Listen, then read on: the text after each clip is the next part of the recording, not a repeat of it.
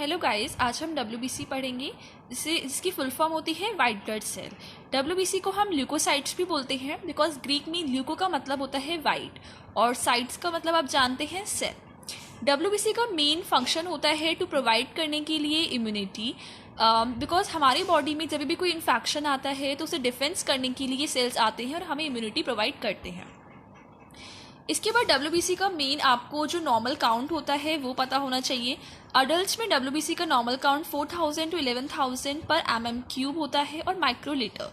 और न्यूबॉर्न में ये काउंट ज़्यादा होता है बिकॉज बच्चों में इम्यूनिटी जो है वो ज़्यादा ज़रूरत होती है, तो वो 20,000 से पर mm³ होता है। अब जब WBC का ये काउंट कम हो जाता है, लाइक 4000 से कम हो जाता है, उसे हम ल्यूकोपीनिया बोलते हैं। ये काउंट जब 11,000 से इंक्रीज़ हो जाता है उसे हम ल्यूकोसाइटोसिस बोलते हैं।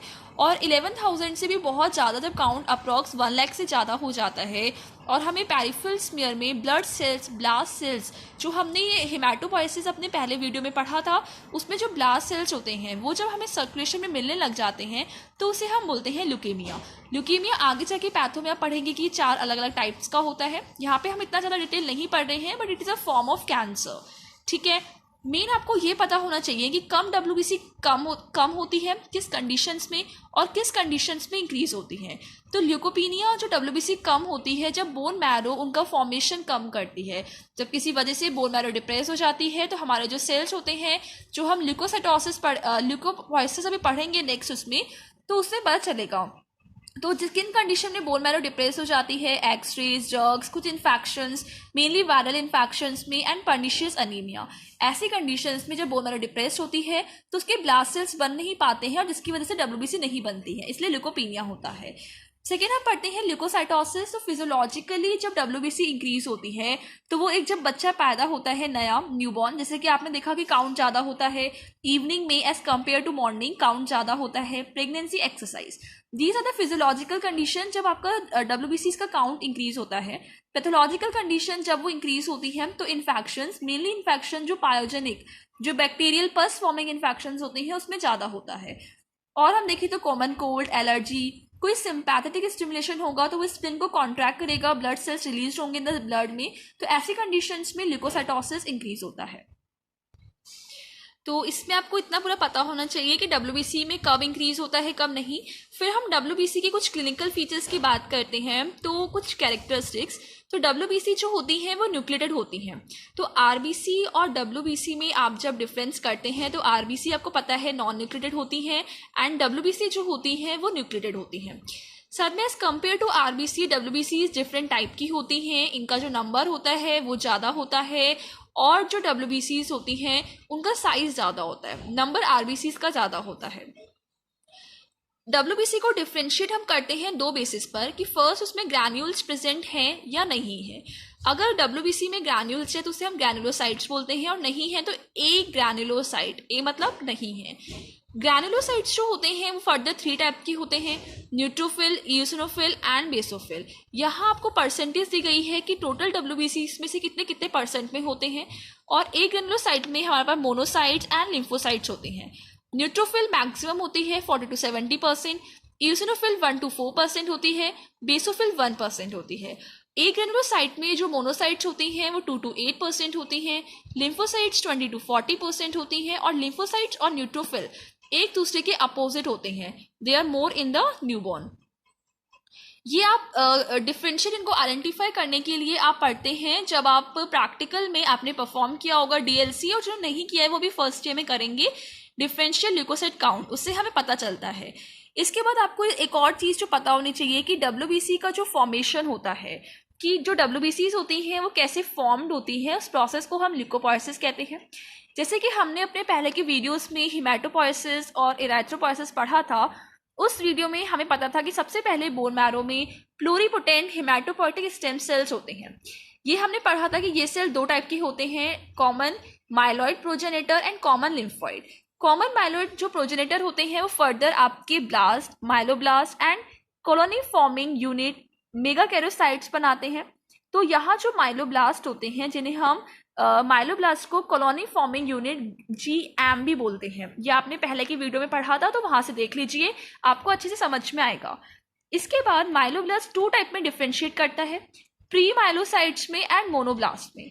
मोनोब्लास्ट जो होता है वो प्रोमोनोसाइट में और मोनोसाइट बना लेता है, लेकिन जो प्री माइलोसाइट होता है वो फर्दर 3 में डिफ्रेंशिएट करता है, neutrophil myelocyte, eosinophil myelocyte and basophil myelocyte. Neutrophil myelocyte फिर जाकर मेटामाइलोसाइट्स बनाता है, neutrophil metamyelocyte and polymorphonuclear neutrophil. Similarly eosinophil myelocyte eosinophil metamyelocyte बनाएगा और polymorphonuclear eosinophil. Similarly basophil myelocyte basophil metamyelocytes बनाएगा और पॉलीमॉर्फोन्यूक्लियर बेसोफिल। तो ये आपके पास 4 टाइप की जो WBCs हैं वो हुई। यहाँ पे एक होता है कॉमन लिम्फॉइड प्रोजेनेटर, जो डिफरेंशिएट हमने पढ़ा था कि नेचुरल सेल्स में एंड स्मॉल लिम्फोसाइट्स में। स्मॉल एंड लार्ज, स्मॉल को फर्दर डिफरेंशिएट करते हैं B एंड T लिम्फोसाइट्स में। तो ये मैंने आपको फिर से रिवाइज करवा दिया है, आपको पता होना चाहिए। इसको हम ल्यूकोपोइसिस बोलते हैं इस प्रोसेस को, और ये हेमेटोपोइसिस जो आपने स्टार्टिंग में पढ़ा है उसके साथ आपको समझने में हेल्पफुल होगा। तो please watch that video also. इसके बाद मेन आपको प्रैक्टिकल पॉइंट ऑफ व्यू से एंड थ्योरी से आपको इन सब में डिफरेंस पता होना चाहिए। तो मैंने यहाँ सिंप्लीफाई करने के लिए एक टैबुलर फॉर्म में दिया है, तो आप इतना याद रखेंगे अपने फर्स्ट ईयर लेवल पे तो आपको बहुत हेल्पफुल होगा।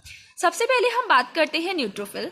न्यूट्रोफिल हमने कहा कितनी परसेंटेज होती है, 40 to 70%, और 40 to 70% होती हैं ये मल्टी लोब्ड होती हैं। मल्टी लोब जैसे इसमें बहुत सारे लोब्स दिखते हैं, साथ में एक ग्रैन्युलोसाइट होती है, इसलिए इसमें ग्रैन्यूल्स प्रेजेंट होते हैं। इसके ग्रैन्यूल्स जो है वो न्यूट्रल होते हैं। न्यूट्रल का मतलब होता है कि वो रेड और ब्लू दोनों कलर में आपको मिलेंगे। तो यहाँ आप देखिए ये आपको थोड़ा वायलेट कलर के फाइन ग्रैन्यूल्स मिलते हैं, बहुत ही छोटे छोटे होते हैं, फाइन ग्रैन्यूल्स होते हैं। और न्यूट्रोफिल मेन इंक्रीज किस कंडीशंस में होती है, एक्यूट इन्फेक्शन में। तो ये फर्स्ट डिफरेंस हमारे बॉडी में आती है ब्लड में, जो एक्यूट इन्फेक्शंस में इंक्रीज होती है। सेकेंड हम ईओसिनोफिल की बात करते हैं। ईओसिनोफिल टोटल WBC का 1 to 4% होती है। इनका न्यूक्लियस बाइलोब्ड होता है। बाइलोब मतलब 2 न्यूक्लियस होते हैं, जैसे कि हमारे ईयरफोन्स होते हैं, हेडफोन्स होते हैं, उस टाइप के दिखते हैं। इसके जो ग्रैन्यूल्स होते हैं वो कोर्ड्स एंड रेड होते हैं। कोर्ड्स ग्रैन्यूल्स का मतलब कि देखिए इनका जो साइज होता है वो फाइन से बड़ा होता है, और साथ में ये रेड कलर के दिखते हैं क्योंकि ये ईओसिन से स्टेन होते हैं। ईओसिनोफिल मेनली आपकी जो पैरासाइटिक इन्फेक्शंस और एलर्जी कंडीशंस होती हैं उनमें इंक्रीज होते हैं। थर्ड आप पढ़ते हैं बेसोफिल। बेसोफिल लेस देन 1% होते हैं। कई बार आप जब स्लाइड्स बनाएंगे DLC की तो हो सकता है आपको एक भी बेसोफिल ना मिले, तो इसलिए इसमें कंफ्यूज मत होना, नहीं मिलता है बिकॉज लेस देन 1% है। तो हम जो DLC की टेबल बनाते हैं उसमें हमें 0 बेसोफिल भी रखना पड़ता है। इसलिए इसका जो न्यूक्लियस होता है वो भी ईओसिनोफिल जैसा बाइलोब्ड होता है, और इसके भी ग्रैन्यूल्स कोट्स होते हैं, but they are of blue colour, क्योंकि वो ब्लू मिथाइलिन ब्लू से स्टेन होते हैं, तो वो coats granule they are of blue colour. Basophil के जो ग्रैन्यूल्स होते हैं वो इतने ज्यादा होते हैं कि उसका न्यूक्लियस कई बार हमें दिखता नहीं है, ग्रैन्यूल्स पूरे न्यूक्लियस के ऊपर तक कवर कर लेते हैं, ठीक है। और ये कब इंक्रीज होता है, एलर्जी कंडीशन में।